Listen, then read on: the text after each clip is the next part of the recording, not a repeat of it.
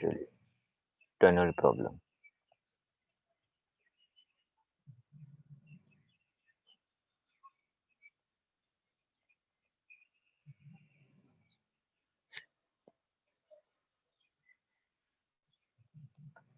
मैंने कहा कि नॉन कंडक्टिंग स्फीयर है।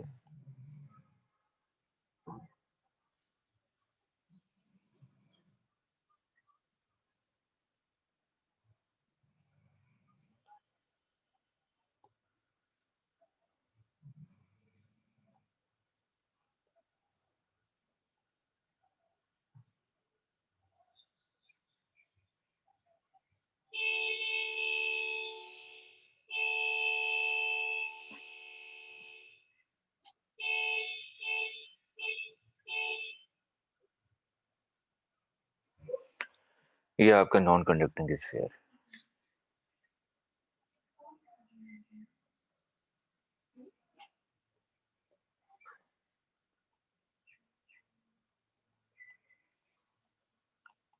Solid non conducting.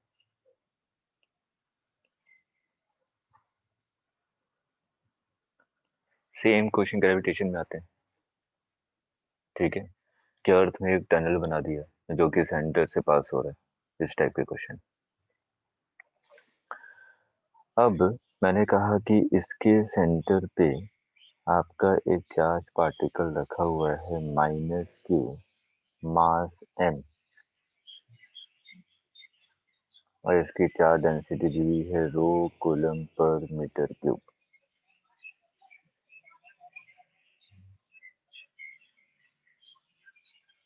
तो सबसे पहले बताइए कि ये स्टेबल इक्विलिब्रियम है कि अनस्टेबल इक्विलिब्रियम? सर ये स्टेबल इक्विलिब्रियम। कैसे? सर इसको अगर थोड़ा सा डिस्प्लेस करेंगे सेंटर पे आ जाएगा। क्यों सेंटर पे आ जाए, वही तो पूछ रहा हूँ।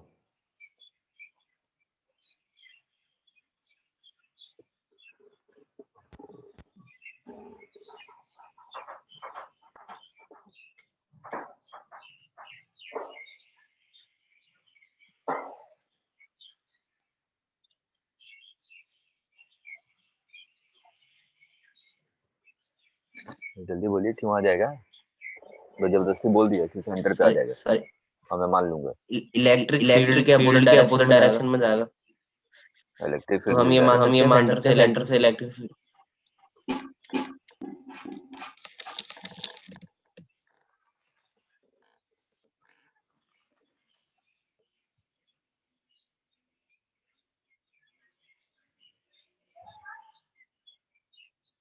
इलेक्ट्रिक फील्ड किस डायरेक्शन में?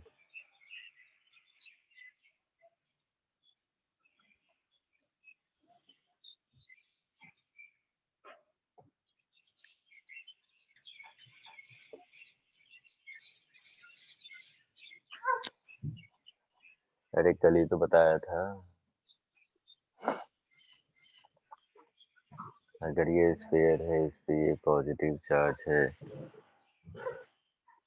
तो अगर किसी भी पॉइंट पे जो इलेक्ट्रिक फील्ड होगी सेंटर से आर वेक्टर पे तो होगा बाहर की तरफ, नॉन कंडक्टिंग पॉजिटिव चार्ज है तो। ठीक है, तो अगर मैं यहाँ पे अगर इसको हल्का सा भी डिस्प्लेस कर दूं, इसके पोजीशन से आपने हल्का सा भी डिस्प्लेस कर दिया, एक्स डिस्प्लेस कर दिया, तो इस वाले पॉइंट पे जो इलेक्ट्रिक फील्ड होगी एक्स का डायरेक्शन भी होगा ना, पॉजिटिव है, रो दिया पॉजिटिव में, देखिए। ठीक है, तो इलेक्ट्रिक फील्ड बाहर की तरफ होगी, तो -q पे फोर्स कहाँ लगेगा? अंदर की तरफ, टुवर्ड द सेंटर। इसलिए कैसा है, ये स्टेबल इक्विलिब्रियम। ठीक, स्टेबल इक्विलिब्रियम में तो मेरे को क्या निकालना है यहाँ पे? Time period. ठीक है ना, क्वेश्चन ये है, फाइंड टाइम पीरियड।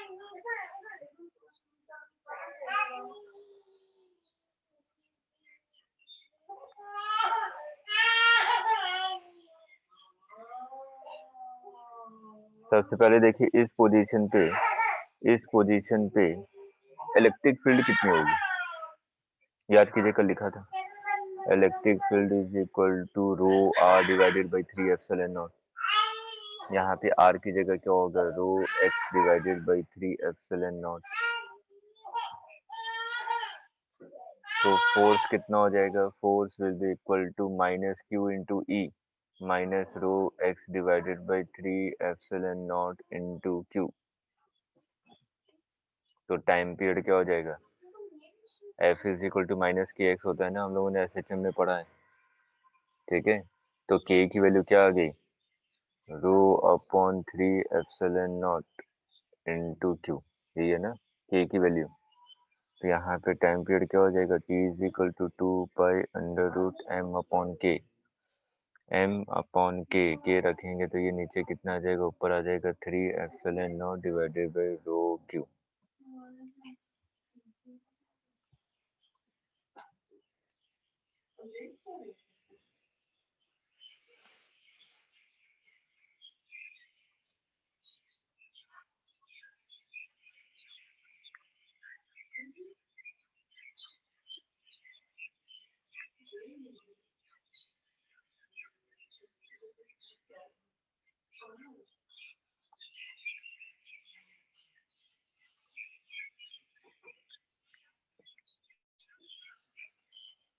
हो गया,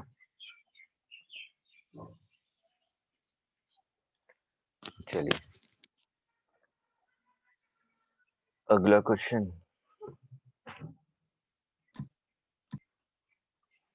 अभी सर आपने tunnel sir Aryan meeting room में।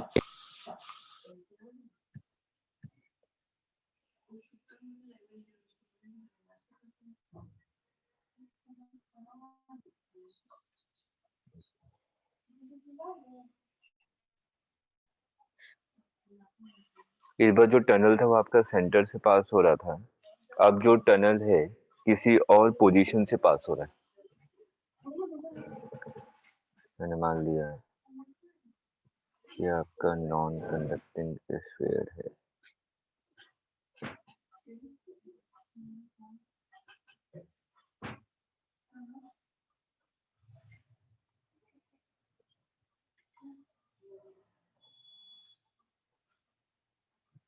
इस बार टनल यहाँ पे,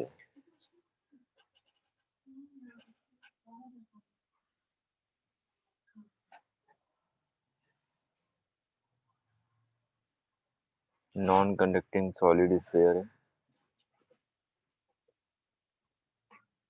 ये टनल है।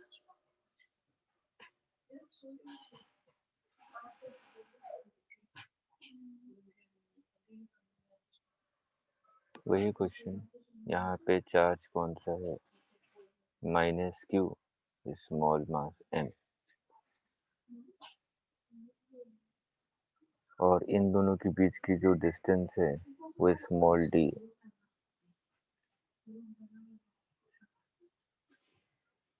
तो आपको वही पता लगाना है, time of flight, sorry time period. अगर इसको मैं स्लाइटली डिस्प्लेस करूं तो ये कैसा इक्विलिब्रियम होगा, स्टेबल क्या अनस्टेबल, स्टेबल। क्यों? स्टेबल क्योंकि एक कंपोनेंट इसको सर भी एक उसकी ओरिजिन पोजीशन पे ले, उसकी ओरिजिन पोजीशन पे ले। चलिए निकालिए फटाफट।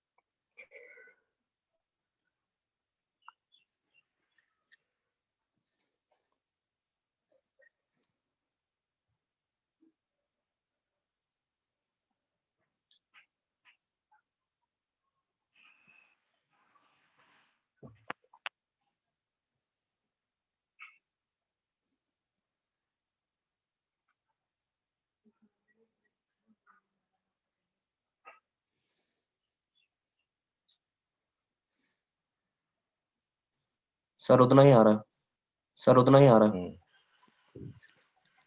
देखिए इस वाले पॉइंट पे आपने मान लिया कि इसको कितना डिस्प्लेस किया, एक्स पोजीशन डिस्प्लेस करती है। इस वाले पॉइंट पे अगर मैं देखूं, इस वाले पॉइंट पे जो इलेक्ट्रिक फील्ड होगी वो तो आउटवर्ड डायरेक्शन में होगी, लेकिन चार्ज माइनस है, इसका मतलब इस पे जो फोर्स लगेगा वो अंदर की तरफ लगेगा, इलेक्ट्रोस्टैटिक फोर्स, है ना। ये मान लीजिए एंगल थीटा है, तो इस फोर्स का एक कंपोनेंट लगेगा अलोंग द टनल, ठीक है। मेरे को तो उस फोर्स से मतलब है जो कि इसको अंदर की तरफ ले जा रहा है। तो अंदर की तरफ कौन सा फोर्स लगा रहा है, अंदर की तरफ फोर्स लग रहा है minus F E cos theta. Minus sign क्यों लिया, क्योंकि डिस्प्लेसमेंट के अपोजिट डायरेक्शन में फोर्स है। एफ ई कितना हो जाएगा, क्यू ई, क्यू था माइनस, हम लोग डायरेक्शन ले रहे हैं, तो क्यू ई कितना था, रो आर, आर कितना होगा, सर रूट में R square plus D square, सर रूट में R square plus D square.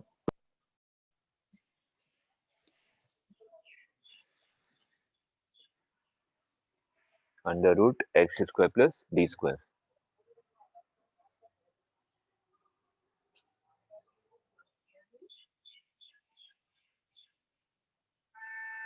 Rho R divided by 3 epsilon naught into cos theta. Cos theta को देखूं तो बेस अपॉन हाइपोटेनस, बेस क्या है एक्स, अपॉन हाइपोटेनस क्या है under root x square plus D square. ये आ रहा है ना, तो ये टर्म्स कैंसिल हो गए, तो ये आ जाएगा minus rho Q divided by 3 naught into X. S H M से कंपेयर कीजिए तो ये तो के इक्वल है, तो टाइम पीरियड क्या आ जाएगा 2 pi under root m upon K. तो ये देखिए वही वैल्यू आ रही है 3m divided by Q into rho, जो पहले आ रहा था। इसका मतलब एक कॉन्सेप्ट आपने सीखा कि मैं टनल कहीं पे भी खोदूं, चाहे कॉर्ड के अलोंग खोदूं या डायमीटर के अलोंग खोदूं, टाइम पीरियड या टाइम पीरियड ऑफ ऑसिलेशन क्या रहेगा, सेम। सेम क्वेश्चन आप लोग ग्रेविटेशन में करते हैं कि एक टनल है जो कि डायमीटर से पास हो रहा है, उसमें एक स्मॉल मास m को रखा, उसको अगर सेंटर से डिस्प्लेस कर दिया तो टाइम पीरियड कितना होगा। एक कॉर्ड के अलोंग अगर मैंने टनल खोद दिया, वहां पे अगर m मास को डिस्प्लेस किया तो टाइम पीरियड कितना होगा। सेम यही होता है, बस याद रखिएगा किसको किससे रिप्लेस करना है, ठीक है, जो कल तरीका बताया था।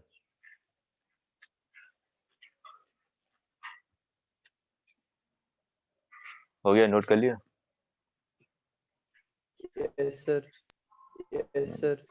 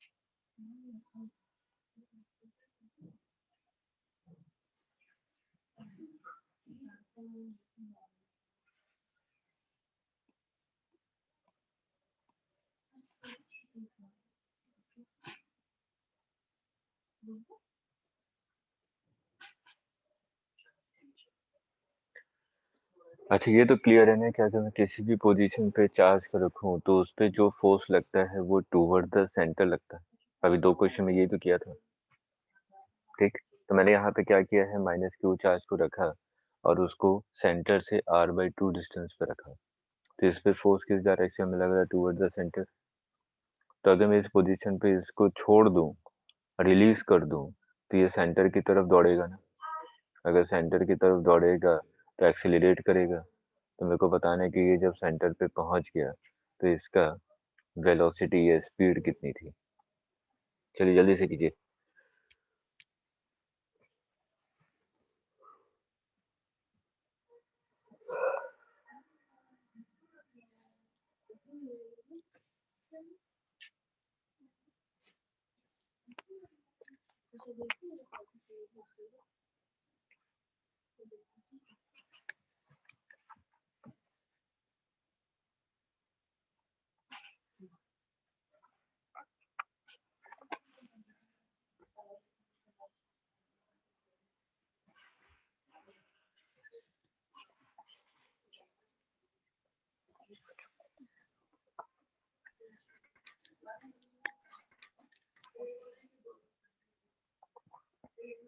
देखिए अभी आपने देखा ना कि इसको अगर मैं सेंटर की तरफ छोड़ूंगा तो अभी पार्टिकल क्या कर रहा था, एसएचएम कर रहा था।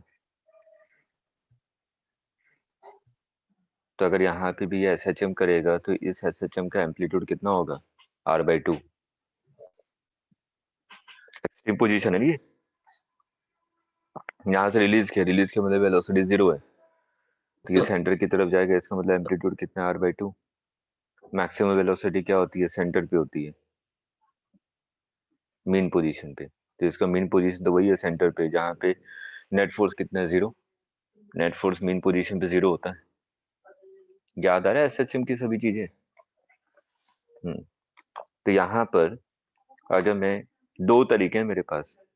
एक तरीका तो ये है कि एनर्जी कंजर्वेशन से लगा दूं, total energy at initial position is equal to total energy at final position, क्योंकि जो इलेक्ट्रोस्टैटिक फोर्स है वो कंजर्वेटिव फोर्स होता है, और कंजर्वेटिव फोर्स अगर एक्ट कर रहा है तो total energy initial is equal to total energy final.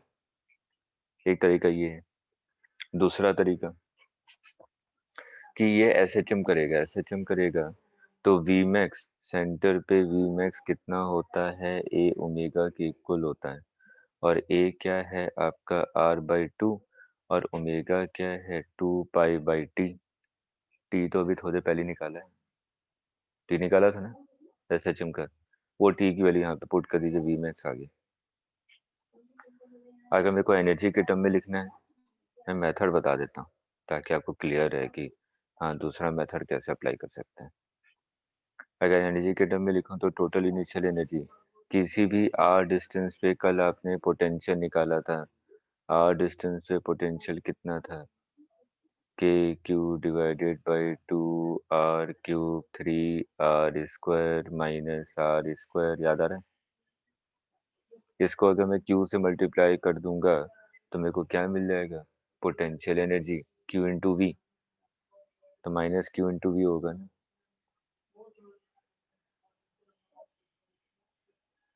और काइनेटिक एनर्जी कितनी थी, इनिशियल पोजीशन पे 0, क्योंकि रिलीज किया है।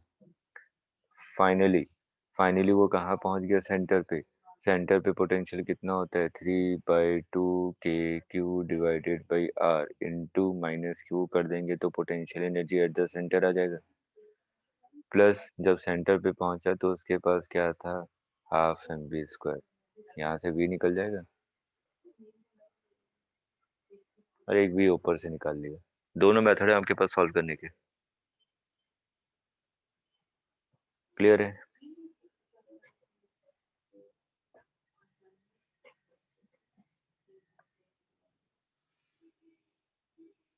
सर एक बार एनर्जी वाला फिर से बता दीजिए।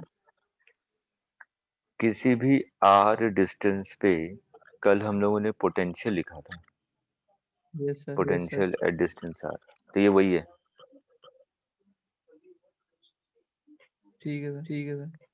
इधर स्मॉल r की जगह क्या लिखेंगे, r/2।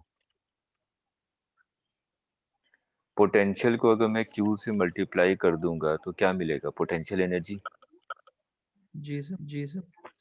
तो यहाँ पे q क्या है, -q, तो -q से मल्टीप्लाई कर दे तो इनिशियल पोटेंशियल एनर्जी मिल गई, और इनिशियल काइनेटिक एनर्जी कितनी है, 0, क्योंकि रिलीज किया है आपने। Yes sir. Is equal to, finally ये कहाँ पे पहुंच गया, सेंटर पे। सेंटर पे पोटेंशियल कितना होता है 3/2 KQ/R इंटू क्यू कर दिया तो मेरे को क्या मिल गया potential energy at the centre. और जब सेंटर पे पहुंचेगा तो इसके पास काइनेटिक एनर्जी भी होगी प्लस हाफ mv²। यहाँ से v निकल जाएगा। अब क्लियर है? Yes sir, yes sir.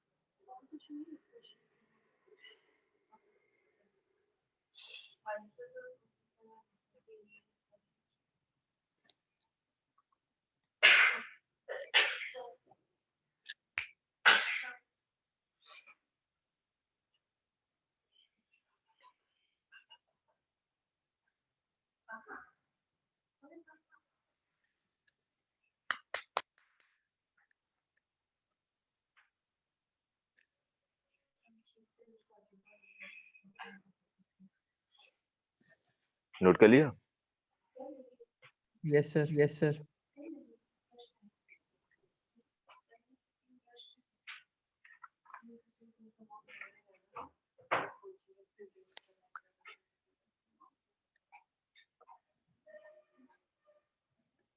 चलिए सिर्फ कॉन्सेप्ट बताइएगा, सॉल्व कर लीजिएगा बाद में।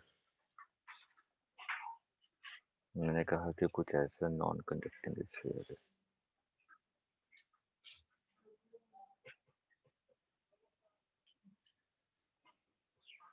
नॉन कंडक्टिंग स्फीयर है।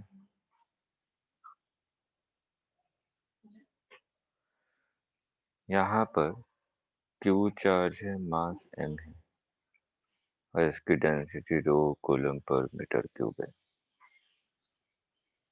यहाँ से सेंटर की दूरी r/2 है, इसका रेडियस कैपिटल R है। ये A पोजीशन है, ये B पोजीशन है, ये C पोजीशन है। अगर मैं यहाँ पे देखूं जो इलेक्ट्रिक फील्ड है वो तो आउटवर्ड डायरेक्शन में है ना, किसी भी पॉइंट पे, किसी भी पॉइंट पे जो इलेक्ट्रिक फील्ड है वो आपका आउटवर्ड डायरेक्शन में।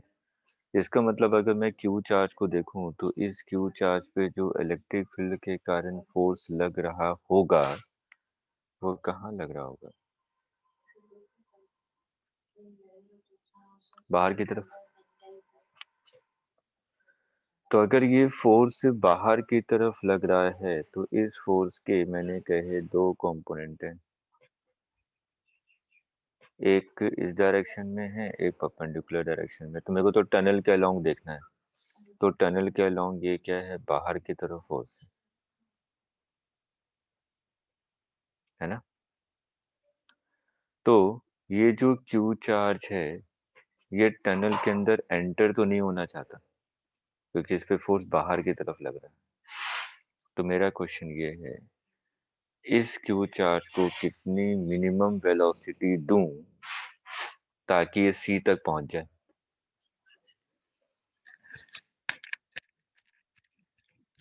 Find minimum velocity of Q so that it reach point C.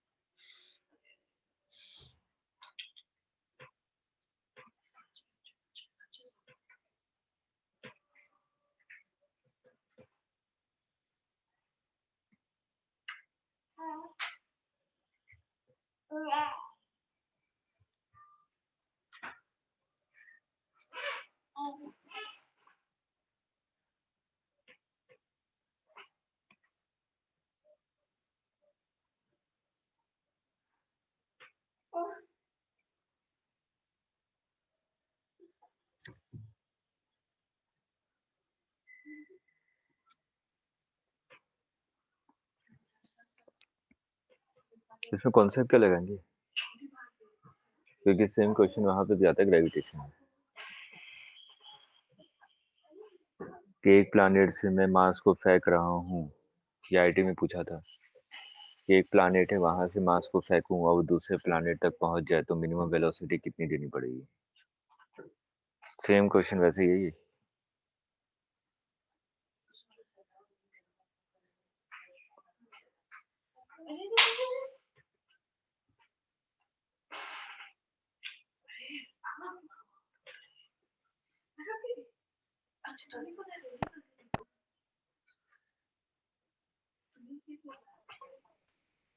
Sir इतनी इतनी वेलोसिटी देती आयुष आपकी आवाज ही नहीं आ रही है। चलिए मैं बताता हूँ। अब इधर सिंपल सा समझिए कि जो क्यू चार्ज है उसकी टेंडेंसी तो बाहर जाने की है, क्यू चार्ज की टेंडेंसी बाहर जाने की है, क्योंकि उस पे फोर्स बाहर की तरफ लग रहा है, वो टनल में एंटर करना ही नहीं चाहता। ठीक, लेकिन मैं इतनी वेलोसिटी दूं ताकि वो बी पोजीशन तक पहुंच जाए बस। बी बिल्कुल सेंटर है ना टनल का, अगर बी पोजीशन तक पहुंच गया उसके बाद तो उस पे फोर्स कहाँ लग रहा है, बाहर की तरफ, तो सी तक खुद ही पहुंच जाएगा। उसके बाद मेरे को वेलोसिटी देने की आवश्यकता नहीं है, मैं तो बस उतना फोर्स प्रोवाइड कर दूं इसको ताकि ये कहाँ तक पहुंच जाए, बी पोजीशन तक। उसके बाद इसको कौन ले जाएगा, इलेक्ट्रिक फील्ड के कारण जो फोर्स लग रहा है ना, वो फोर्स ही उसको ले जाएगा वहां तक। उसके बाद मेरी रिक्वायरमेंट नहीं है, क्योंकि यहाँ पे क्वेश्चन में मेरे से वी मिनिमम पूछा गया था। ठीक है, तो पहले तो कॉन्सेप्ट लिख लीजिए, नहीं आता है तो एक लाइन का कॉन्सेप्ट जरूर लिख लीजिए कि कॉन्सेप्ट है क्या, क्योंकि सेम क्वेश्चन ग्रेविटेशन में 2 बार पूछा है मेंस में, कॉन्सेप्ट सेम है। वहां पे प्लैनेट को कोरिलेट करके पूछा था, यहाँ पे चार्ज को कोरिलेट करके पूछ रहा हूँ।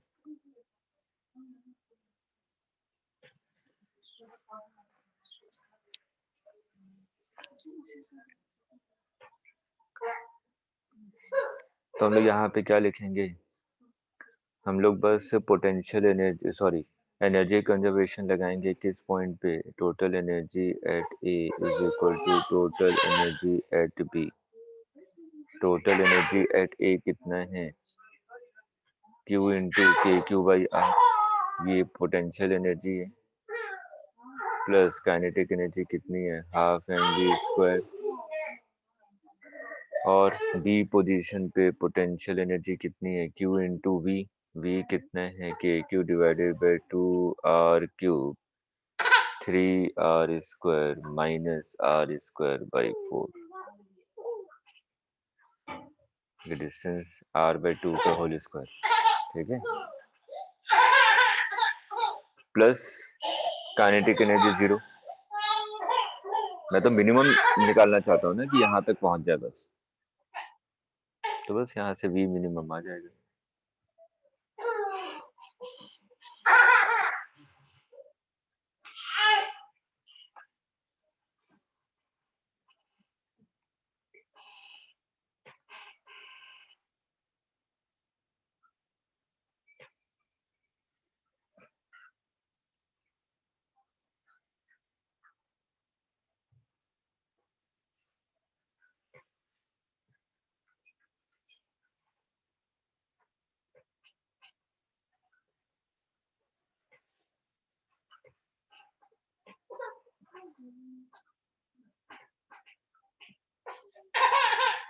नोट कर लिया ना? Yes, sir. Yes, sir.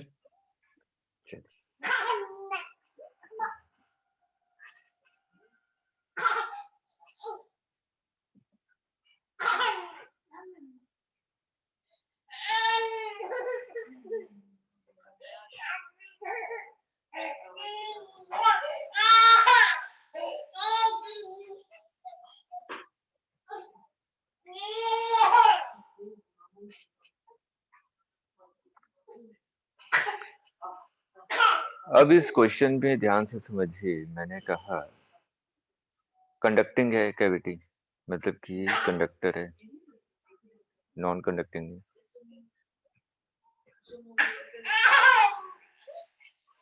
Hollow sphere है लेकिन थिक हॉलो स्फीयर है।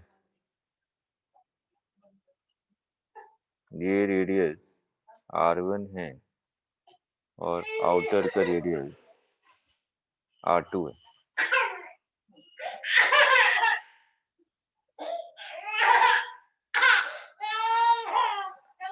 अगर मैं Q चार्ज दूं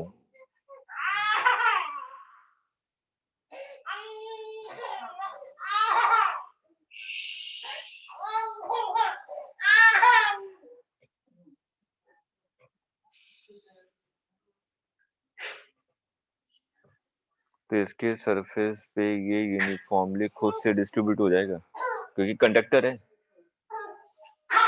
ठीक, तो आपको 3 पॉइंट पे, एक अंदर पॉइंट है ए, एक इधर पॉइंट है बी और एक इधर पॉइंट है सी, तीनों पॉइंट पे इलेक्ट्रिक फील्ड और पोटेंशियल लिखना है।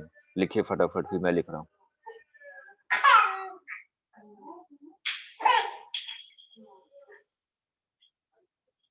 तीनों पॉइंट पे इलेक्ट्रिक फील्ड पोटेंशियल लिखिए, उसके बाद फिर मैं लिख रहा हूँ।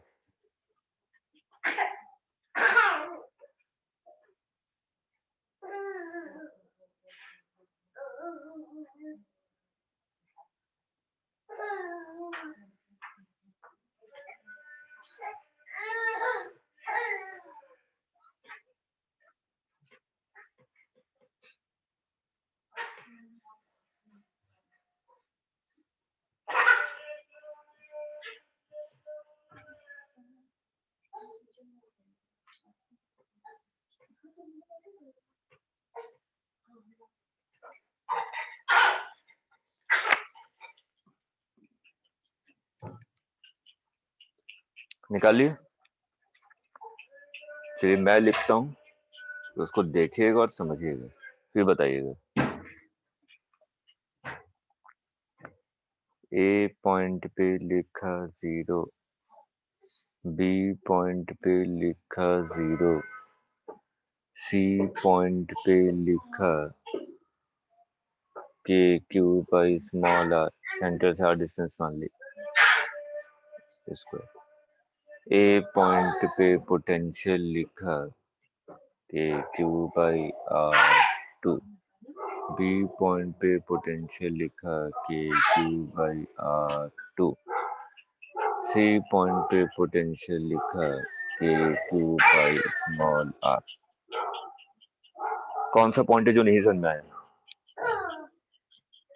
हमने 2 दिन में जितनी चीजें पढ़ी हैं सबको अप्लाई कर दिया। क्या पढ़ा था कि किसी भी कंडक्टर को अगर मैं चार्ज देता हूँ तो वो उसके सी सरफेस पे रहता है और उसके अंदर इलेक्ट्रिक फील्ड हर एक पॉइंट पे क्या होती है, 0 होती है, पढ़ा था ना। इसलिए ए पॉइंट पे और बी पॉइंट पे जो इलेक्ट्रिक फील्ड होगी वो 0 होगी, क्योंकि अगर मैं गॉसियन सरफेस अंदर बनाता हूँ तो गॉसियन सरफेस के अंदर क्यू इनक्लोज कितना होगा, 0। क्लियर है? अब याद कीजिए, कल हम लोगों ने पढ़ा था जब हम लोग पोटेंशियल निकाल रहे थे, शेल का देखा था कि शेल के ऊपर अगर मैं क्यू चार्ज दे देता हूँ तो जितना पोटेंशियल सरफेस पे होता है अंदर हर एक पॉइंट पे पोटेंशियल सेम होता है। किया था ना? ठीक, तो अंदर किसी भी पॉइंट पे, क्योंकि अंदर इलेक्ट्रिक फील्ड 0 है, अंदर इलेक्ट्रिक फील्ड 0 है तो अंदर तो एक ही पोटेंशियल सरफेस है, तो चार्ज सरफेस पे कितना पोटेंशियल है, के क्यू बाई आर। अगर सरफेस पे पोटेंशियल के क्यू बाई आर है तो अंदर किसी भी पॉइंट पे पोटेंशियल कितना होगा, के क्यू बाई आर ना। कल यही तो किया था, potential at A is equal to potential at C. ठीक, तो यहाँ पे आपने निकाला तो ए पॉइंट पे पोटेंशियल और बी पॉइंट पे पोटेंशियल कितना होगा, के क्यू बाई R2, क्योंकि R2 सरफेस पे है आपका चार्ज। और सी पॉइंट पे क्या होगा, सी तो बाहर चला गया, बाहर चला गया तो हम लोग चार्ज को क्या मानते हैं कि सेंटर पे कंसंट्रेटेड और पॉइंट चार्ज की तरह ट्रीट कर देता है। क्लियर है? आर्यन क्लियर है? सर पोटेंशियल बता दीजिए ए और बी। हमारा जो चार्ज है वो सरफेस पे है, ए और बी पे हमारी इलेक्ट्रिक फील्ड तो जीरो है ना।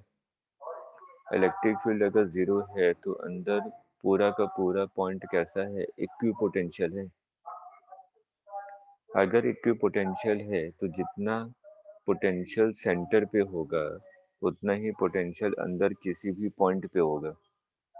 सेंटर पे कल पोटेंशियल मैंने निकाला था, मैं एक स्मॉल एलिमेंट के कारण पोटेंशियल निकालूंगा तो कितना हो जाएगा, के D Q divided by capital R2। उसको इंटीग्रेट करूंगा तो डी क्यू का इंटीग्रेशन क्या हो जाएगा, K Q divided by R2। तो सेंटर पे जो पोटेंशियल होगा अंदर किसी भी पॉइंट पे पोटेंशियल होगा। अब आया समझ में? Yes, sir. Yes, sir.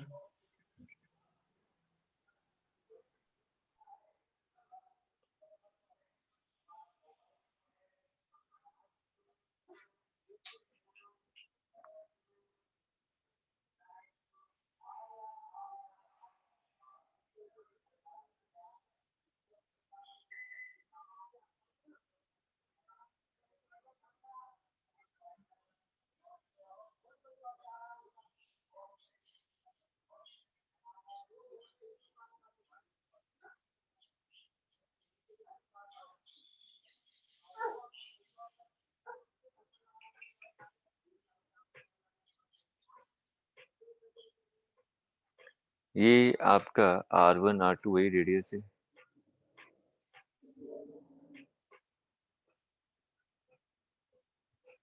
Conductor है,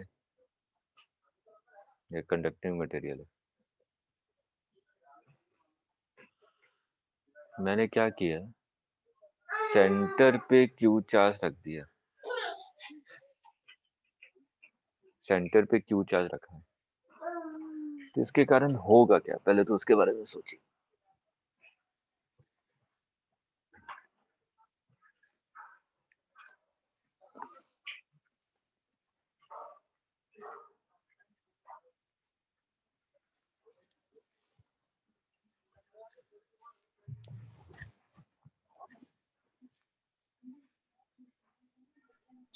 इंड्यूस डेवलप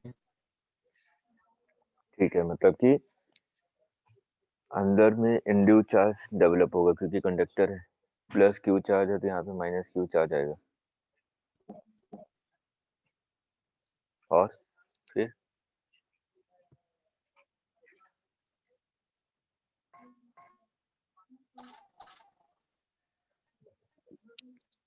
आपकी आयुष आवाज ही नहीं आ रही है,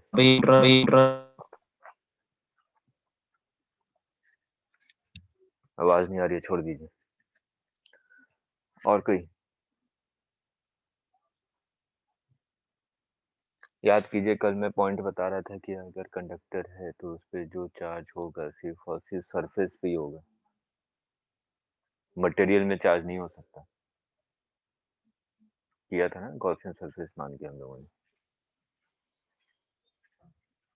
तो यहाँ पर आपने देखा कि सेंटर पे क्यू चार्ज रखा है तो इनर वाले सरफेस पे माइनस क्यू चार्ज आ जाएगा ड्यू टू इंडक्शन। ठीक, लेकिन आया क्यों?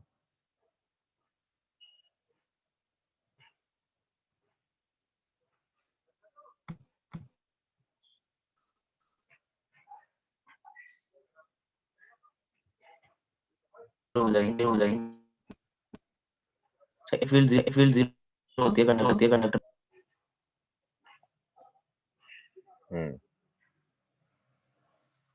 क्योंकि बी पॉइंट पे जो इलेक्ट्रिक फील्ड होनी चाहिए जो कंडक्टर है, मैंने कहा कि ये कोई पॉइंट है बी पॉइंट, बी पॉइंट पे जो इलेक्ट्रिक फील्ड होनी चाहिए वो कितनी होनी चाहिए, जीरो। हमने पढ़ा था कि कंडक्टिंग मटेरियल है तो अंदर उसकी इलेक्ट्रिक फील्ड कितनी होती है, जीरो होती है। अगर बी पॉइंट पे इलेक्ट्रिक फील्ड जीरो होनी है तो जीरो हो सकती है कब, अगर सिर्फ और सिर्फ क्यू चार्ज होता तो इलेक्ट्रिक फील्ड तो होती क्यू चार्ज की वजह से तो लाइंस पास हो रही होते। ठीक है, तो मैंने कहा कि एक तो क्यू चार्ज आया, उसने इंड्यूस कर दिया माइनस क्यू इनर सरफेस पे, तो net charge at the centre कितना हो जाएगा, जीरो ना। अंदर वाले को एक शेल मान लीजिए, अंदर वाला शेल होगा तो बी पॉइंट तो उसके बाहर हो गया ना। अगर बाहर किसी भी पॉइंट पे इलेक्ट्रिक फील्ड निकालना है तो हम लोग क्या मानते हैं कि चार्जेस को सेंटर पे मान लेते हैं। तो net charge at the centre कितना हो जाएगा, 0, एक प्लस क्यू एक माइनस क्यू। तभी तो इलेक्ट्रिक फील्ड बी पॉइंट पे 0 आएगी, अदरवाइज इलेक्ट्रिक फील्ड तो आई जाएगी। ठीक है, इसलिए यहाँ पे इंडक्शन होगा और यहाँ पे चार्ज क्या आ जाएगा, यहाँ पे चार्ज आ जाएगा माइनस क्यू। अब माइनस क्यू आ गया तो इसको भी तो बैलेंस होना पड़ेगा, क्योंकि ये तो न्यूट्रल कंडक्टर था ना। न्यूट्रल कंडक्टर था तो अगर माइनस क्यू चार्ज अंदर आ गया तो प्लस क्यू चार्ज भी तो डेवलप होगा। तो प्लस क्यू चार्ज कहाँ चला जाएगा, बाहर, क्योंकि कंडक्टर में तो रह नहीं सकता।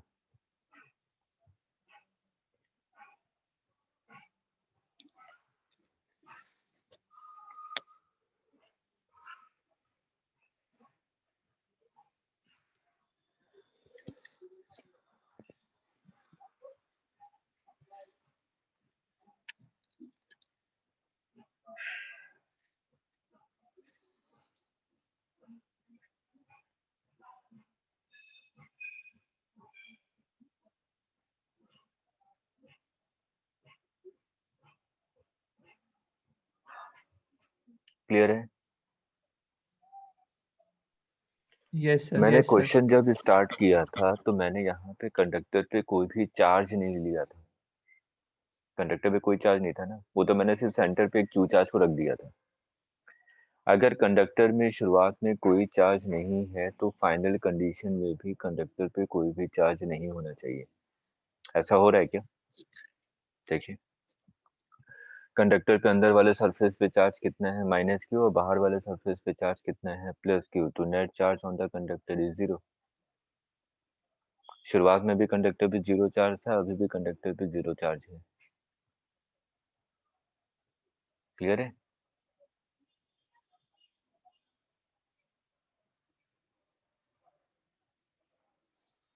अब एक एक करके मेरे को बताते जाइए। मैं इसको सरफेस की नेमिंग कर देता हूँ और आप लोग कैलकुलेट करेंगे। एक ही क्वेश्चन करवा रहा हूँ, इसमें सभी चीज निकलवा देता हूँ।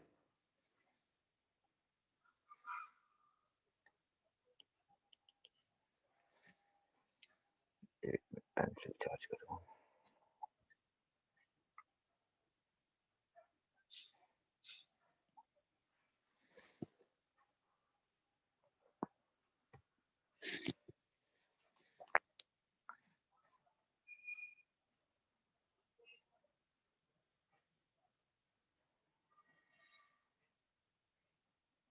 वही ए बी सी मान लीजिए।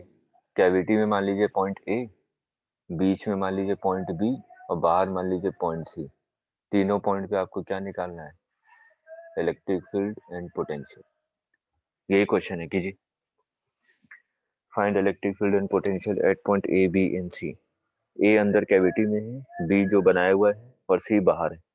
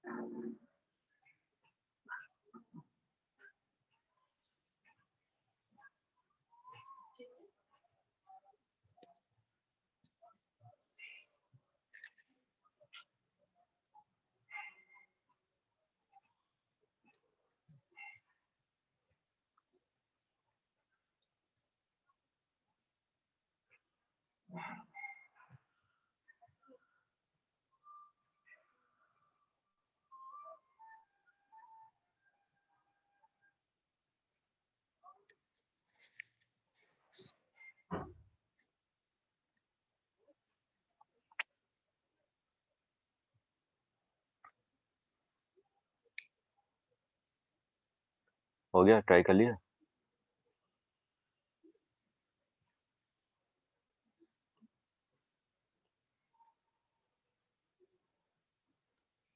देखिए, अंदर वाले सरफेस को मैं S1 मान लेता हूँ, बाहर वाले सरफेस को S2 मान लेता हूँ। ठीक, ध्यान से देखते जाइएगा, मेरी बातों को ध्यान से सुनिएगा। मैं A पॉइंट पे निकाल रहा हूँ, पहले लिख लेता हूँ।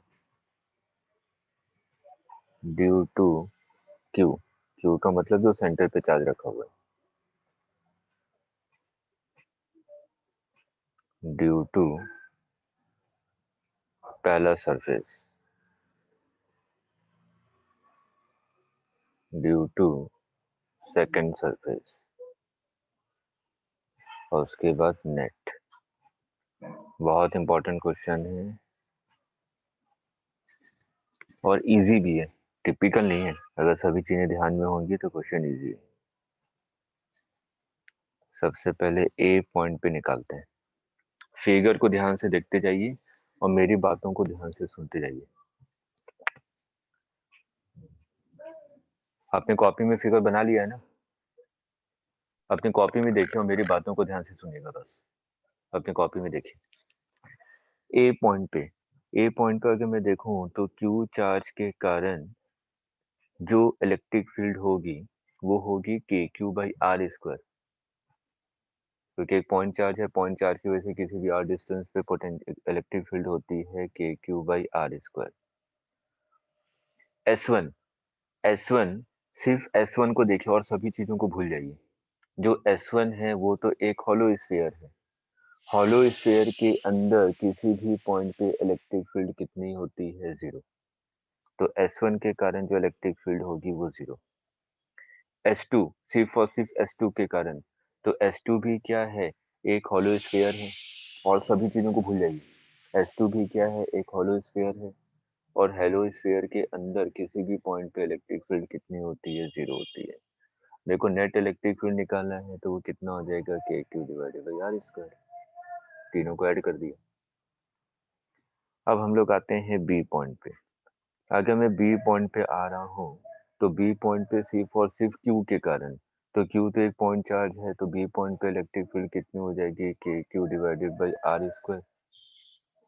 S1 के कारण स्फीयर के बाहर अगर किसी भी पॉइंट पे मेरे को इलेक्ट्रिक फील्ड निकालनी है तो मैं स्फीयर पे जो भी चार्ज है उसको मैं पॉइंट चार्ज मान के सेंटर पे मान लेता हूँ, और उसके कारण जो इलेक्ट्रिक फील्ड होती है वो होती है के Q divided by R square. लेकिन ये माइनस क्यू चार्ज था इसलिए मैंने माइनस ले लिया। डायरेक्शन बता रहा है माइनस, ठीक है। और S2 के कारण, तो S2 तो एक स्फीयर है, हॉलो स्फीयर, और हॉलो स्फीयर के अंदर पॉइंट बी है, तो S2 के कारण तो कितना हो जाएगा? Electric field 0। तो net electric field at B कितना आ गया? दोनों को ऐड कर दिए, 0 आ गया। और ये हमारा लॉजिक भी कहता है कि कंडक्टर में नेट इलेक्ट्रिक फील्ड 0 होता है, ठीक। और उसके बाद हम लोग सी पॉइंट पे आते हैं। तो सी पॉइंट पे अगर मैं देखूं, एस क्यू के कारण तो वही होगा K Q divided by R square, point charge है। S1 के कारण तो ये भी एक पॉइंट चार्ज की तरह ट्रीट करेगा, तो minus K Q divided by R square. S2 के कारण ये भी एक पॉइंट चार्ज की तरह ट्रीट करेगा, तो K Q divided by R square. अगर मैं नेट निकालूं तो ये हो जाएगा K Q divided by R square. Clear है? चलिए इसको लिख लीजिए, उसके बाद पोटेंशियल के बारे में बात करते हैं। इसको लिख लीजिए, इसमें लिख लिया है?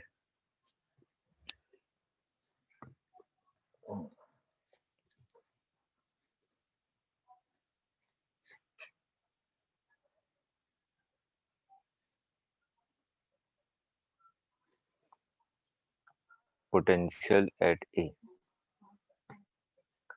सिर्फ और सिर्फ क्यू के कारण पोटेंशियल कितना हो जाएगा? K Q divided by are. S1 के कारण पोटेंशियल कितना हो जाएगा? हॉलो स्फीयर के अंदर किसी भी पॉइंट पे जो पोटेंशियल होता है वो स्फीयर के पोटेंशियल के बराबर होता है, क्योंकि एक पोटेंशियल सरफेस होता है।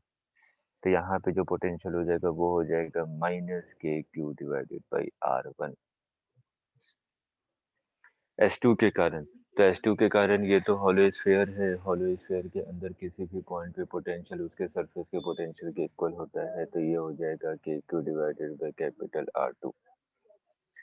तो नेट पोटेंशियल कितना हो जाएगा, के क्यू को कॉमन ले लिया तो ये अंदर आ जाएगा 1/r plus 1/r2 minus 1/r1।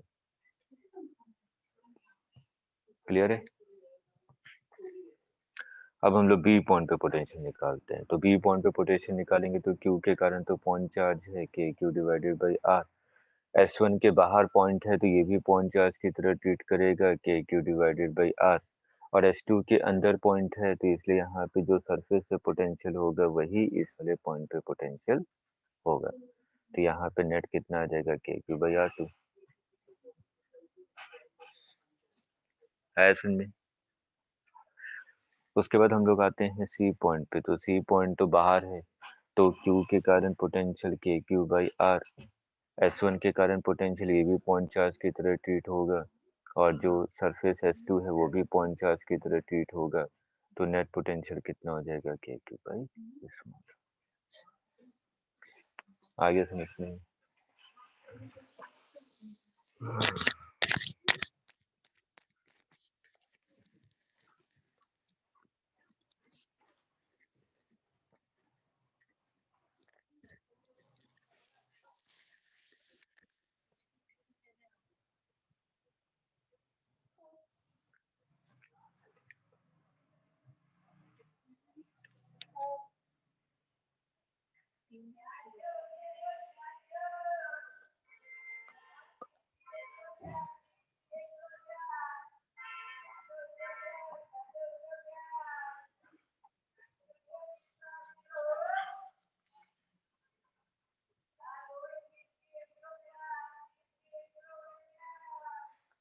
अब इसी टाइप के क्वेश्चन कर सकते हैं ना, मैं बहुत ज्यादा क्वेश्चन नहीं कर रहा।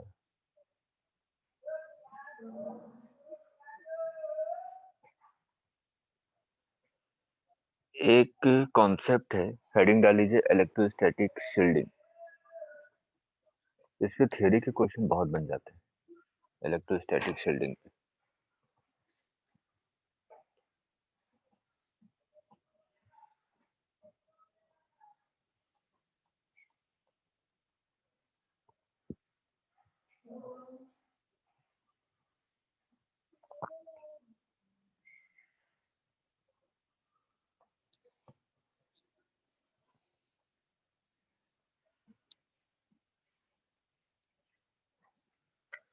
अब ध्यान से सुनिएगा जो कह रहा हूँ। अभी जो एग्जांपल लिया था वही एग्जांपल वापस लेते हैं। वही मैंने कहा कि कंडक्टर है, ये ऐसा कंडक्टर, अंदर आपने कोई चार्ज रखा क्यों, इसके कारण क्या होगा, यहाँ पे इंड्यूस चार्ज होगा माइनस क्यू।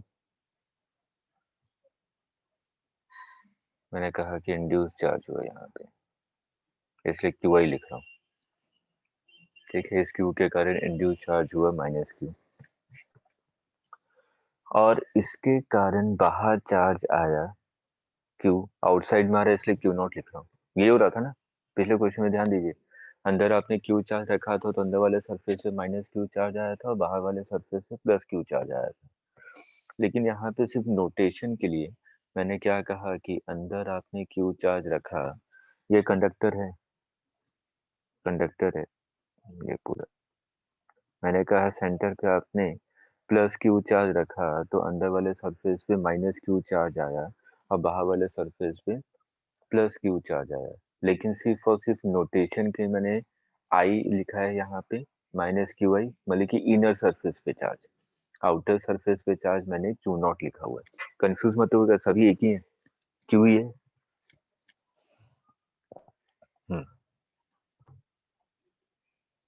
अभी देखिए, अभी हम लोगों ने यहाँ पे आउटर पॉइंट पे पोटेंशियल निकाला था, इलेक्ट्रिक फील्ड निकाली थी। सी पॉइंट पे इलेक्ट्रिक फील्ड कितनी थी, net electric field K Q by R square, है ना। सी पॉइंट पे इलेक्ट्रिक फील्ड आ रही थी के क्यू बाई आर स्क्वायर। चलिए, तो मैंने कहा कि कोई भी एक्सटीरियर में पॉइंट है पी, अगर इस वाले पॉइंट पी पे मैं इलेक्ट्रिक फील्ड निकालना चाहता हूँ तो वो कितना आ रहा है के क्यू बाई आर स्क्वायर। कौन सा क्यू? मैंने नोटेशन एरर लिखा हुआ है, बताइएगा। सेंटर वाला। क्यू सेंटर सेंटर के कारण electric field K Q by R square. Induce charge के कारण electric field minus K Q by R square.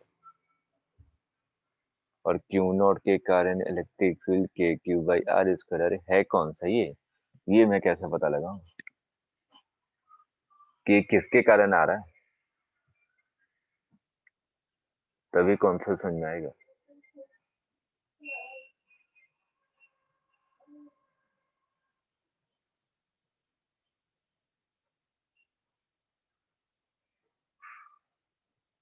Sir बाहर वाले के कारण।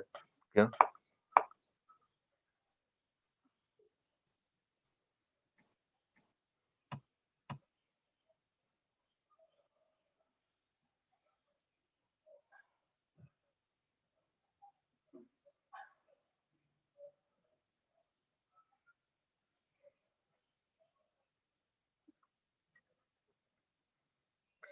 ध्यान से सुनिए। अंदर क्यू चार्ज रखा आपने कैविटी में, ठीक है। उसके कारण इंड्यूस चार्ज आया माइनस क्यू। तो इन दोनों का नेट कंट्रीब्यूशन कितना हो गया? 0 ना। ये तो अपना कंट्रीब्यूशन 0 कर चुके कि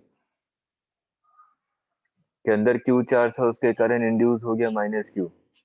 तो मैं पहले वाले सरफेस के जैसे ही बाहर निकलूंगा तो इन दोनों का कंट्रीब्यूशन तो 0 हो चुका है। मान लीजिए गॉसियन सरफेस मान लीजिए, आपको उसी से समझ में आएगा। ये गॉसियन सरफेस मान लीजिए। तो इस गॉसियन सरफेस में अगर मैं क्यू इंक्लोज्ड लिखूं तो क्यू इंक्लोज्ड तो 0 है ना, है कि नहीं? ठीक। अगर मैं बाहर कोई गॉसियन सरफेस मानता हूं, ये माना, ये बड़ा सा गॉसियन सरफेस माना, तो अगर इसके लिए क्यू इंक्लोज लिखूंगा तो अंदर वाला तो क्यू और माइनस क्यू आई तो 0 हो चुका है। अब वो सिर्फ और सिर्फ किसके कारण आ रहा है? क्यू नॉट के कारण। ठीक है। तो जो पी पॉइंट पे जो इलेक्ट्रिक फील्ड आ रही है वो आ रही है बाहर की तरफ। ये डिस्टेंस आर है, के Q naught divided by R square. ये चीज क्लियर है? इसका मतलब इस पी पॉइंट पे जो इलेक्ट्रिक फील्ड है वो सिर्फ और सिर्फ आउटर सरफेस के चार्ज के कारण है। इसका मतलब इनर चार्ज का कोई भी कंट्रीब्यूशन नहीं है। इतनी चीज लिखिए पहले। पहले जो समझाया बस उसको लिख दीजिए कि पी पॉइंट पे जो इलेक्ट्रिक फील्ड आई है वो आउटर चार्ज के कारण इलेक्ट्रिक फील्ड आई है। जो अंदर चार्ज है, इनर चार्ज का कोई भी कंट्रीब्यूशन नहीं है।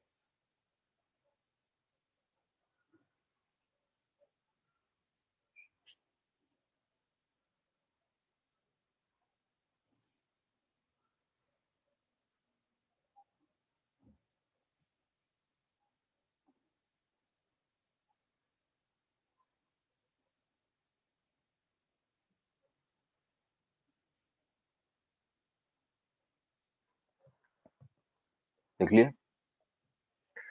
तो अभी आपने क्या देखा कि जो पी पॉइंट पे इलेक्ट्रिक फील्ड है वो सिर्फ और सिर्फ आउटर चार्ज की वजह से है।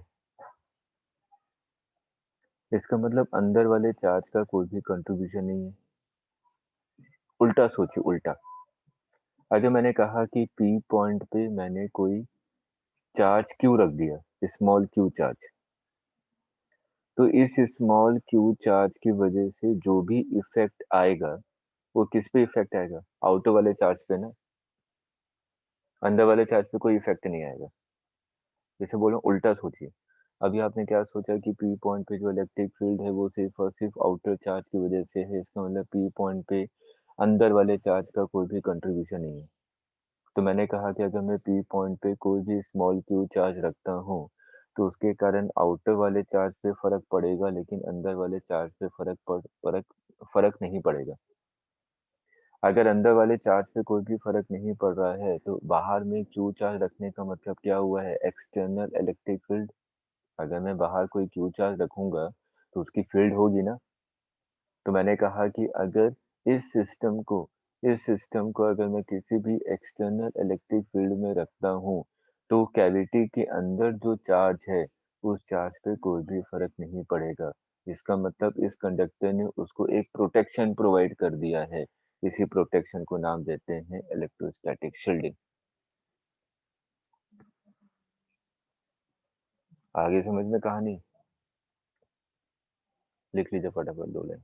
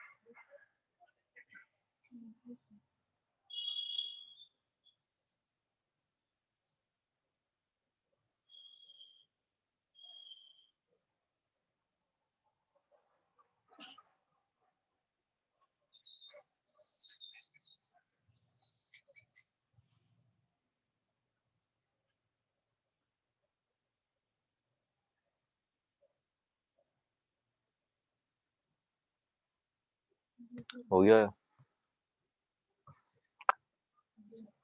ठीक है,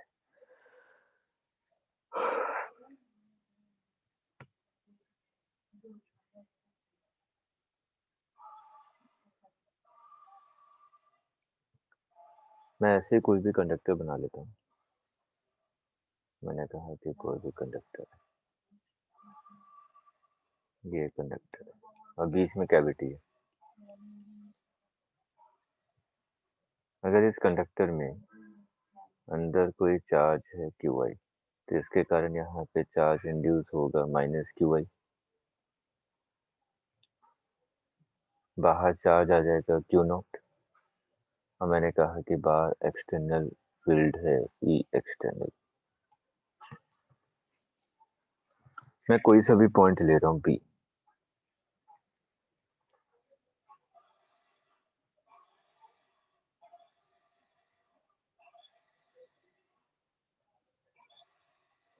अब मैंने कहा कि जो बी पॉइंट है वो तो कंडक्टर में है ना। आपको पहले से पता है कि कंडक्टर में इलेक्ट्रिक फील्ड कितनी होती है, 0 होती है। कंडक्टर पढ़ाया था तो उसमें प्रॉपर्टी में ये पॉइंट, पहला पॉइंट ही लिखवाया था कि कंडक्टर के अंदर इलेक्ट्रिक फील्ड 0 होती है। और इसको प्रूव किया था कि इलेक्ट्रॉन मूव कर रहा है, फिर कब तक मूव करता रहेगा जब तक E induce is equal to E external ना हो जाए। याद आ रहा है? अरे क्वेश्चन भी किए थे 4-5 उस पे। तो मैंने कहा कि ये कंडक्टर है तो कंडक्टर में अगर ये बी पॉइंट है तो बी पॉइंट पे इलेक्ट्रिक फील्ड क्या होनी चाहिए, 0। तो मैंने कहा कि बी पॉइंट पे इलेक्ट्रिक फील्ड आपकी 0 है। कर दिया आपने बी पॉइंट पे इलेक्ट्रिक फील्ड 0।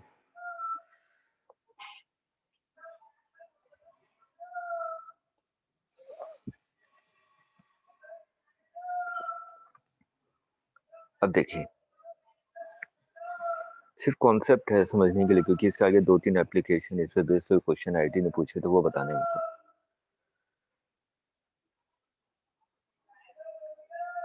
अगर मैं अंदर वाले चार्ज की वजह से लिखूं, यहाँ पे इलेक्ट्रिक फील्ड किस किस के कारण आ सकती है? 4 चीजों के कारण इलेक्ट्रिक फील्ड यहाँ पे आ सकती है।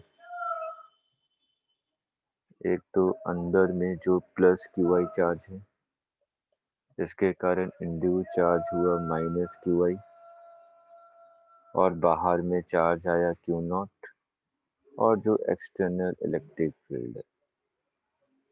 इन सभी के कारण बी पे इलेक्ट्रिक फील्ड आएगी ना। अगर मैं इन दोनों को देखूं तो इन दोनों के कारण तो इलेक्ट्रिक फील्ड जीरो है, क्योंकि plus Q I minus Q I ये तो जीरो हो जाएगा। ठीक, तो अगर इन दोनों के कारण इलेक्ट्रिक फील्ड जीरो है तो ये मजबूरी हो गई है कि इन दोनों के कारण भी इलेक्ट्रिक फील्ड क्या हो, जीरो हो, तभी ओवरऑल जीरो हो सकता है, अदरवाइज नहीं हो सकता। ये तो मेरे को समझ में आ रहा है जीरो है, क्योंकि प्लस क्यू आई और माइनस क्यू आई नेट कितना हो जाएगा, जीरो। इसका मतलब इन दोनों का समेशन भी जीरो होना चाहिए, क्योंकि ओवरऑल जीरो है। अब थोड़ा दूसरे ढंग से इसको समझिए। दूसरे तरीके से मैं क्या कह रहा हूँ, ये अंदर की दुनिया है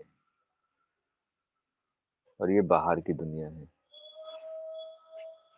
तो अंदर की दुनिया में क्या हो रहा है, बाहर वाले को कोई फर्क नहीं पड़ रहा।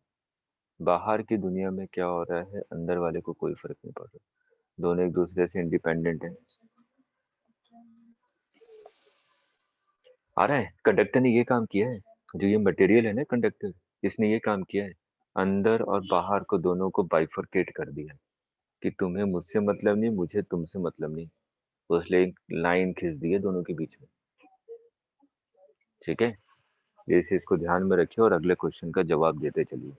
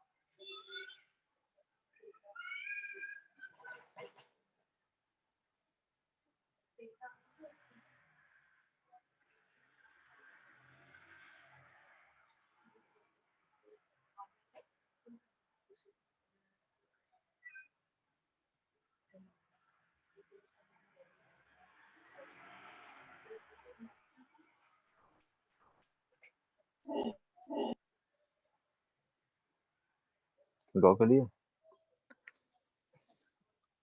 अब देखिए मैं ड्रॉ कर रहा हूँ, देखिएगा आपने सही किया है कि नहीं।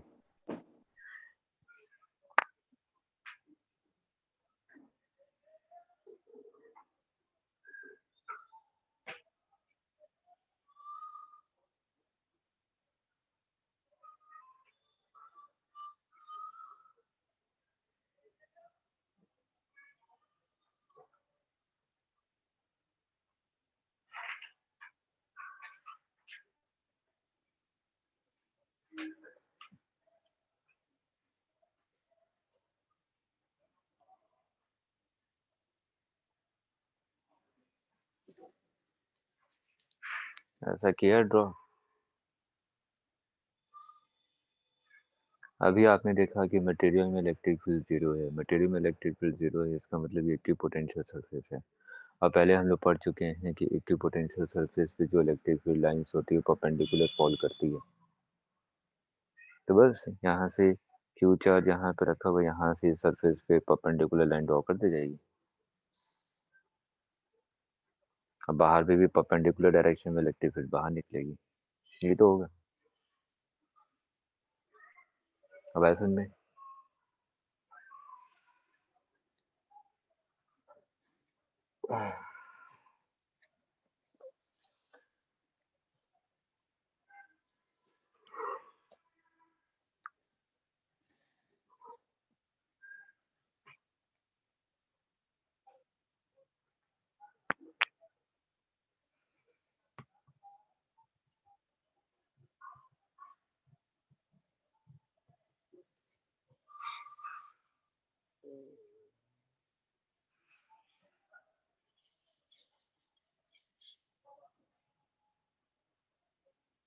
हो गया।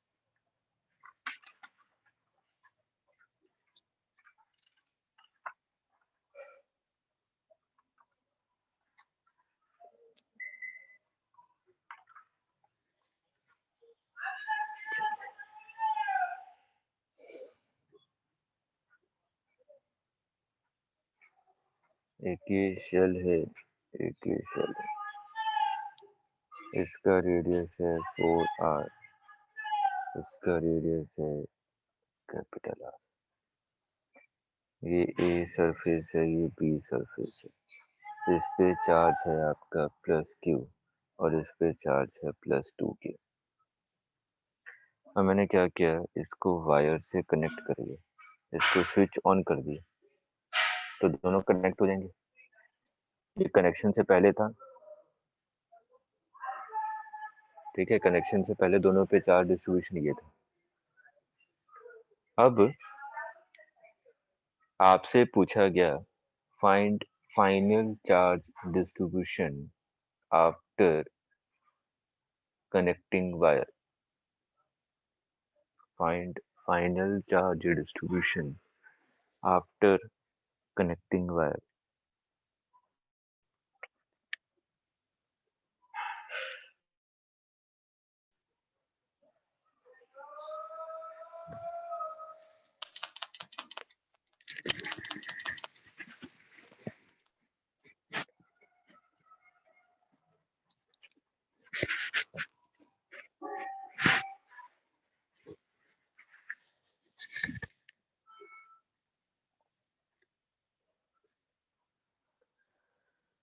आज आप लोगों की जो क्लास 3:30 पे कही थी वो 4 o'clock होगी, ठीक है ना, 4 o'clock याद रखिए।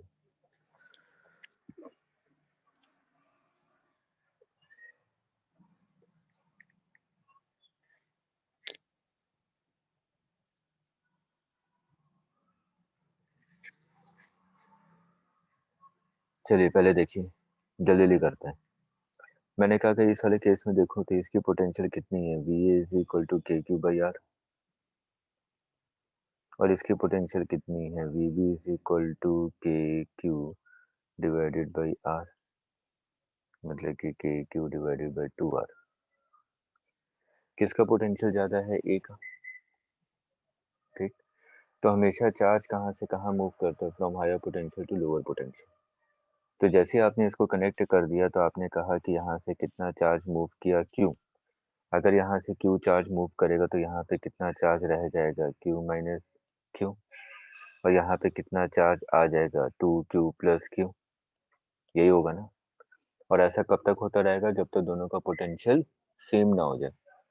अगर दोनों का पोटेंशियल सेम हो गया तो क्या हो जाएगा, KQ minus Q divided by R is equal to K2Q plus Q divided by R। R कितना है 4r। तो यहाँ से हम लोग क्यू की वैल्यू निकाल सकते हैं। 4q minus 4 small q is equal to 2q plus q। तो यहाँ से q इज इक्वल टू आ गया 2q/5। क्लियर है? तो फाइनल चार्ज क्या हो जाएगा? इस पे चार्ज कितना हो जाएगा? q माइनस 2q/5 ए पे, और बी पे कितना चार्ज हो जाएगा? 2q plus 2q/5। क्लियर है?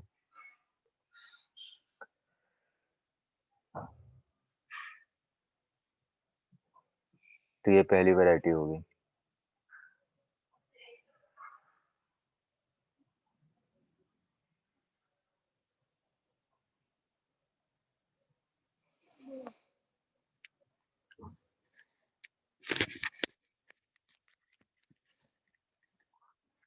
अर्थ का पोटेंशियल क्या माना जाता है? Potential of earth is 0। ठीक है, ऐसा क्यों? क्योंकि उसका रेडियस बहुत बड़ा है। KQ/R करेंगे तो रेडियस ऑफ अर्थ क्या है? 6400 किलोमीटर।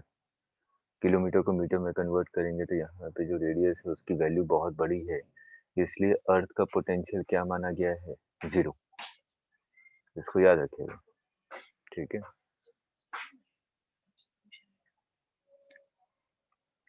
एक में रुकिएगा, ये पॉइंट लिख लीजिए तब तक।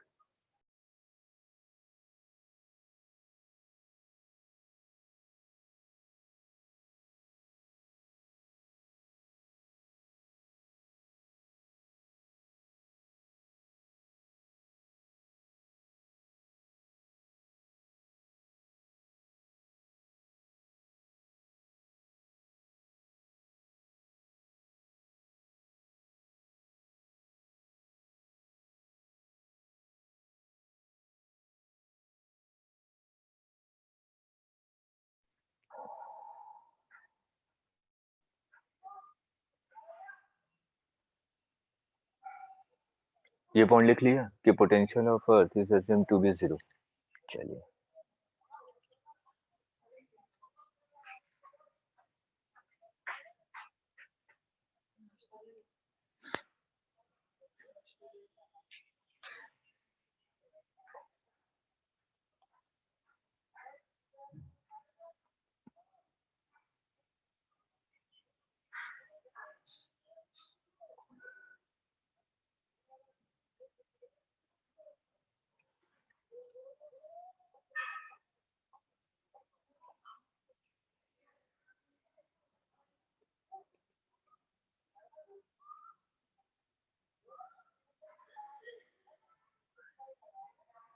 मैंने अर्थिंग कर दी। इस पे कितना चार्ज था? Capital Q. इसका रेडियस कितना था? Capital R. अब मैंने क्या किया? इसकी अर्थिंग कर दी। अब अर्थिंग करने के बाद पूछा जा रहा है कि find charge on the shell. Earthing के बाद इस शेल पे कितना चार्ज होगा? मैं कॉन्सेप्ट बता रहा हूँ क्योंकि अभी न्यूमेरिकल करवाने हैं।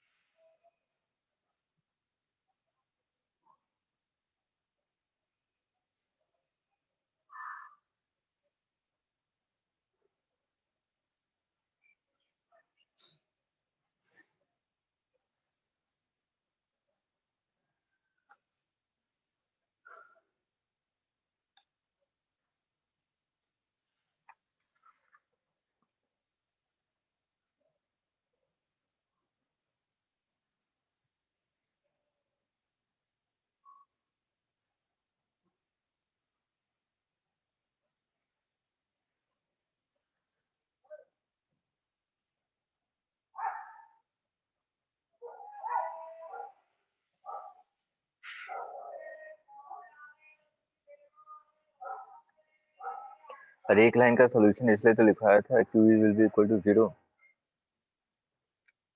अभी क्या लिखवाया था कि जो अर्थ का पोटेंशियल होता है वो कितना होता है, 0।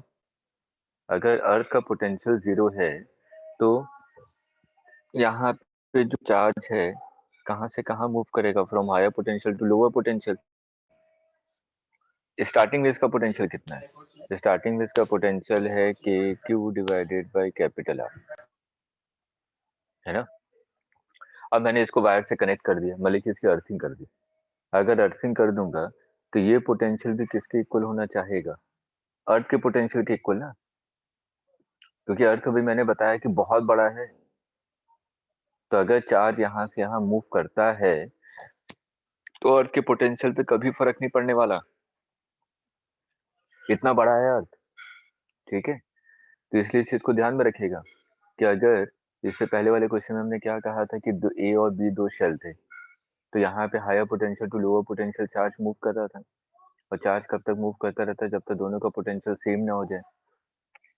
लेकिन यहाँ पे भी आपने कहा कि इस सेल से अर्थ में चार्ज मूव करेगा, कब तक मूव करता रहेगा, जब तक दोनों का पोटेंशियल सेम ना हो जाए।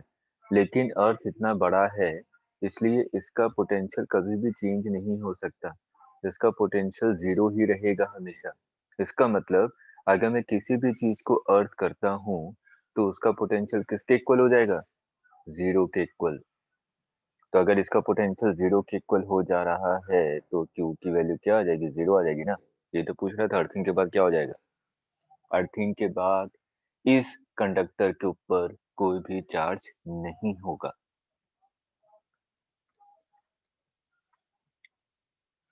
क्लियर है।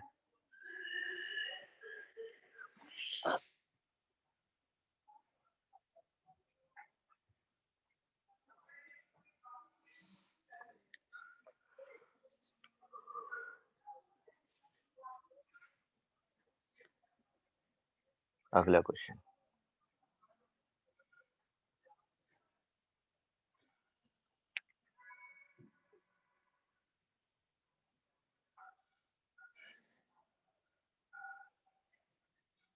मैंने कहा कि क्यू चार्ज है जो कि इसके सेंटर से किसी डी डिस्टेंस पे है, और इसको मैंने क्या किया, अर्थ किया।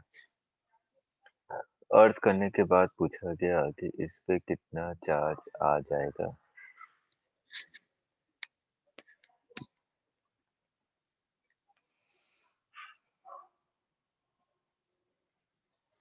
मान लीजिए सॉलिड कंडक्टर है, सॉलिड कंडक्टर,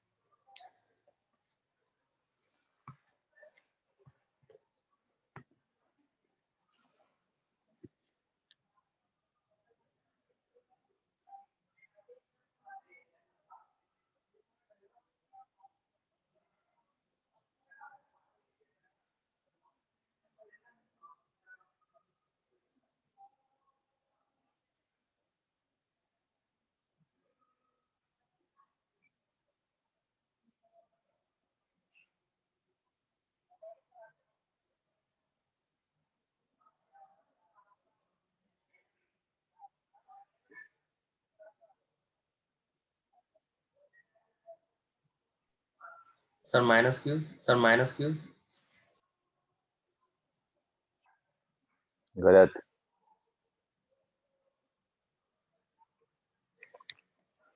अभी मैंने क्या बताया है कि अगर मैं किसी भी चीज को अर्थ करता हूँ तो उसका पोटेंशियल भी कितना हो जाएगा, 0 हो जाएगा,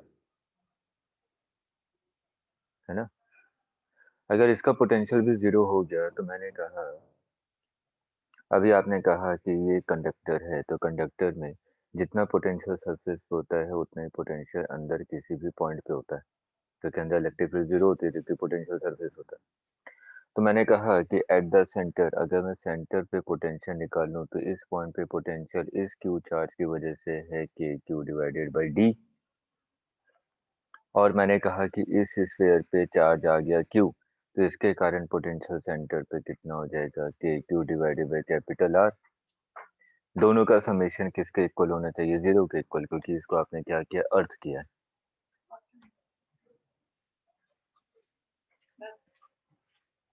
क्लियर है?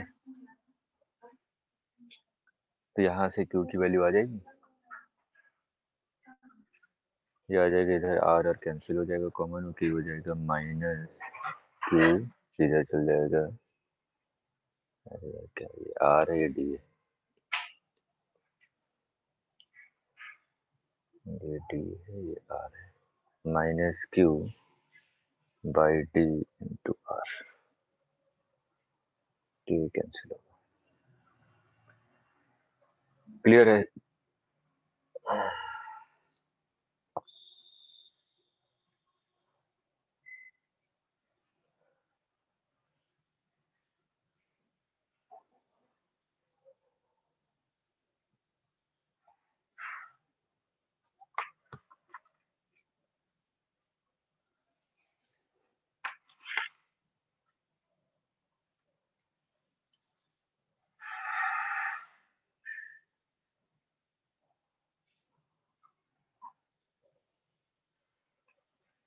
नोट कर लिया?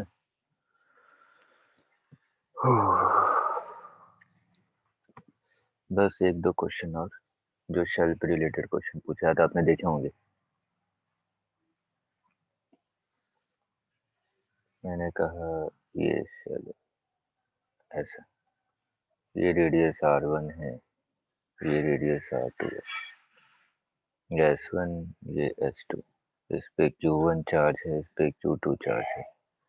पहले वाले सरफेस पे पोटेंशियल, पहले वाले सरफेस पे पोटेंशियल Q1 के कारण के Q1 डिवाइडेड बाई R1,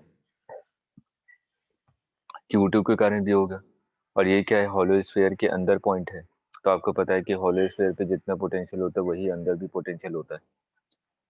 तो अगर मेरे को S1 सरफेस पे पोटेंशियल निकालना है तो ये कितना हो जाएगा के Q2 डिवाइडेड बाई R2। अगर मेरे को S2 वाले सरफेस पे निकालना है तो जो Q1 है उसको मैं क्या मान लूंगा, सेंटर पे, सेंटर पे मान लूंगा, तो इसकी वजह से कितना हो जाएगा के Q1 डिवाइडेड बाई R2, और जो स्फीयर के कारण है वो है के Q2 divided by R2।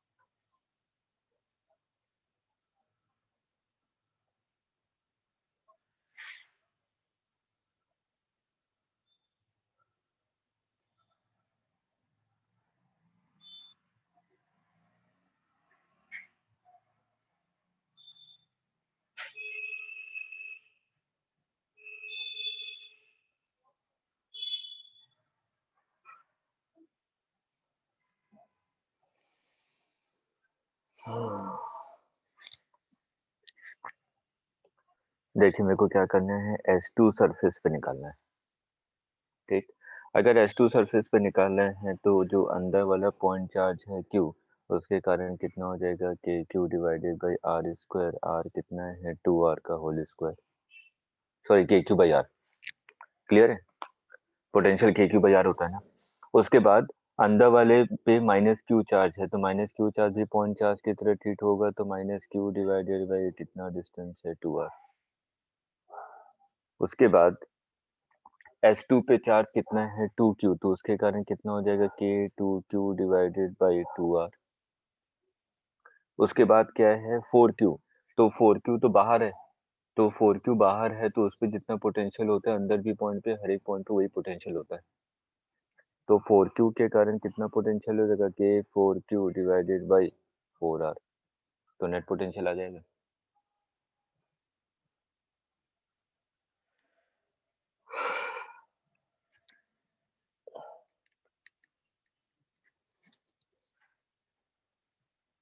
Aryan Ayush है क्लास में, कुछ पता ही नहीं चल रहा मेरे को तो। Yes, sir. Yes, sir. है सर, है सर, है। चलिए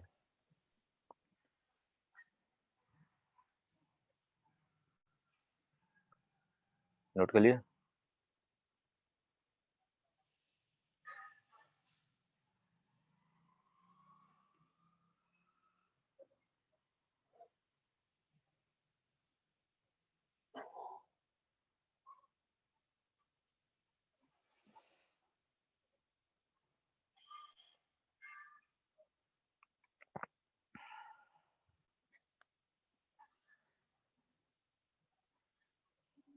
इधर की क्यू चार्ज है, इधर क्यू चार्ज है, इसकी अर्थिंग कर दी मैंने, उधर 8 क्यू चार्ज है, S1 surface, S2 surface, S3 surface, R radius, 2 R radius, 4 R radius. Find charge on S2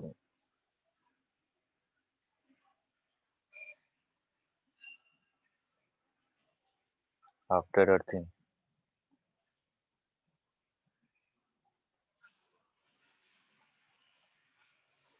अभी क्या बताया, अर्थिंग का मतलब क्या है कि पोटेंशियल क्या होना चाहिए, 0, ये बताया ना। अर्थिंग का मतलब पोटेंशियल 0। तो अगर आपने अर्थिंग कर दी तो potential at surface 2 should be equal to 0। आपने मान लिया कि इस पे चार्ज कितना है, Q है, तो अंदर वाले चार्ज के कारण पोटेंशियल के Q divided by capital 2R, Q के कारण पोटेंशियल के Q divided by 2R, small q के कारण पोटेंशियल के Q divided by 2R, 8Q के कारण पोटेंशियल के 8Q डिवाइडेड बाय 4R। और ये पूरा पोटेंशियल किसके इक्वल होना चाहिए, 0 के इक्वल। तो यहाँ से क्या मैं Q की वैल्यू कैलकुलेट कर सकता हूँ। क्लियर है? Yes, sir. Yes, sir.